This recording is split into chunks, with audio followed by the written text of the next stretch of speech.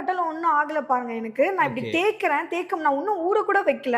But உங்களால அந்த காப்பரை பார்க்க முடியும். பட் ஆனால் இது ஒரு 10 மினிட்ஸ் நீங்க ஊற வச்சுட்டு நீங்க ஒரு நாளா போட்டு நீங்க தேய்ச்சிங்கனாலே சூப்பராக பளிச்சுன்னு ஆயிடும். கிட்ட இருக்க 8 ப்ராடக்ட்டுமே செம்ம சூப்பராக ஒர்க் ஆகும். ஏன்னா இது எல்லாமே ஆர்கானிக் ப்ராடக்ட்னால ஆல்ரெடி வாங்கின கஸ்டமரே ஒரு பீஸ் வாங்குவாங்க. பட் அது அவங்களுக்கு ரொம்ப பிடிச்சி போயிட்டு மந்த் ஆன் மந்த் எல்லாருமே ரெகுலரா மந்த்லி பேசிஸ்ல வாங்கிட்டு இருக்காங்க. தேய்க்கும் போது எப்படி இதுக்கும் உங்களுக்கு இங்க நான் தேய்க்கவே இல்லை. இங்க நான் தேய்ச்சிருக்கேன். எப்படி போகுதுன்னு பாத்தீங்களா?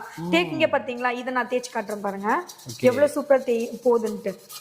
ஆமா லைவா தெரியுது பாருங்க. அவ்வளவுதான் ப்ரோ. ஈஸியா நீங்க வந்து ஒரு 5 நிமிஷம் ஊற வச்சதுக்கே பாருங்க. இதுக்கும் உங்களுக்கு நான் இங்க ஃபுல்லா உங்களுக்கு தேய்க்கிறேன் பாருங்க.